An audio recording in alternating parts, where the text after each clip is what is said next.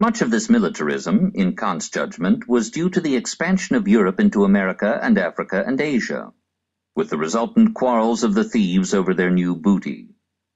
If we compare the barbarian instances of inhospitality with the inhuman behavior of the civilized, and especially the commercial states of our continent, the injustice practiced by them even in their first contact with foreign lands and peoples fills us with horror, the mere visiting of such peoples being regarded by them as equivalent to a conquest.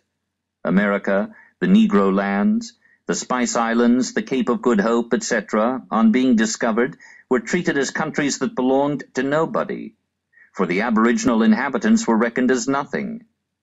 And all this has been done by nations who make a great ado about their piety, and who, while drinking up iniquity like water, would have themselves regarded as the very elect of the orthodox faith. The old fox of Königsberg was not silenced yet.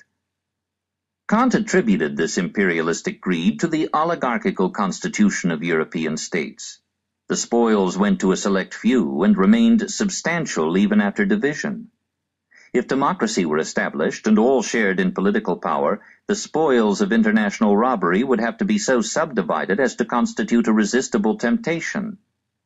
Hence, the first definitive article in the conditions of eternal peace is this: the civil constitution of every state shall be republican, and war shall not be declared except by a plebiscite of all the citizens. When those who must do the fighting have the right to decide between war and peace, history will no longer be written in blood. On the other hand, in a constitution where the subject is not a voting member of the state, and which is therefore not republican, the resolution to go to war is a matter of the smallest concern in the world. For in this case the ruler, who as such is not a mere citizen, but the owner of the state, need not in the least suffer personally by war, nor has he to sacrifice his pleasures of the table or the chase, or his pleasant palaces, court festivals, or the like.